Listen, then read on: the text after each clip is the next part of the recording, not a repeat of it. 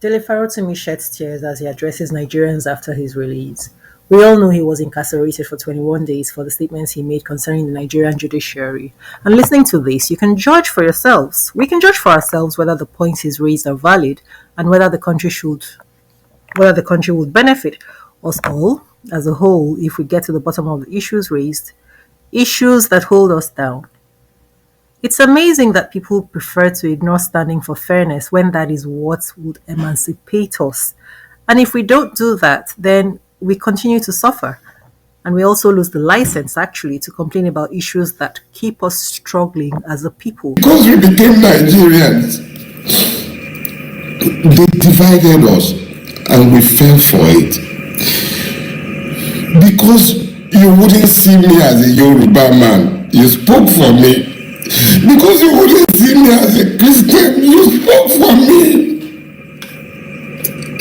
Because you spoke.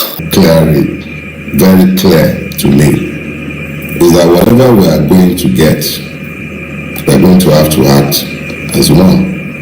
We cannot continue to divide ourselves the way we've been horribly divided.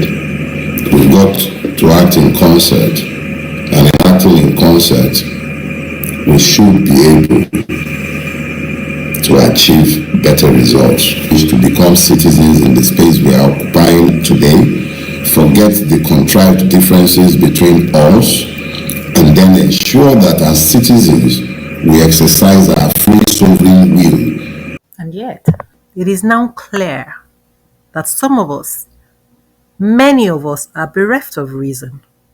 And we must now begin to accept that that's actually something that we should now think of how to tackle. Those who will not reason will keep us down. They are another burden to our collective as a people. They are an albatross to us on our backs. And if we don't handle those people, there is no way that we're going to be able to move forward, as he's explaining in this video, talking about us acting as one, because we're all collectively suffering. And it is all of us who need to do this fight. But all of us means literally all of us who see that we have to come together, look over the lines that have divided us to be able to tackle the issues that beguile us. And all of us cannot include people who are not seeing the same vision. I guess that's something that we need to now begin to consider seriously.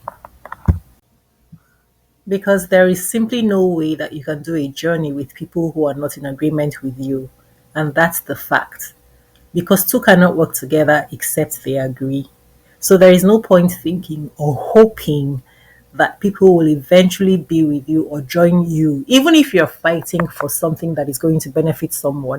If they don't join hands with you to get that thing that's going to benefit them, it doesn't matter that you're doing something that it doesn't matter that you're doing something that will benefit them. If they're working against you, the bottom line is they will pull you down and they will derail you.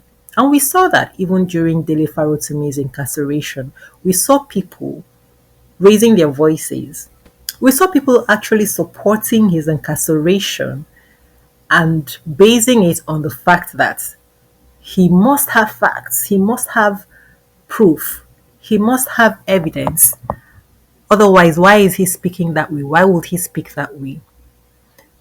You can judge it as you will, but you know that at the end of the day, even if you're fighting for someone, if they have information about what you're doing, as long as they're not joining hands with you, they're going to use that information against you, even though you think that you're fighting for them. And if you ask me, really, it's much like a woman who is abused by her husband and you are telling her things to do to change the situation. What does she do? If she's not ready to leave that marriage, she goes back to that man and tells him the things that you said about him and about what she should do about the situation. That's what we'll have. She will work against you. You are not safe with her, even though you're trying to do what is to her benefit. In fact, she will collude with that man to hurt you if need be, as long as her mind is not ready to accept that liberation.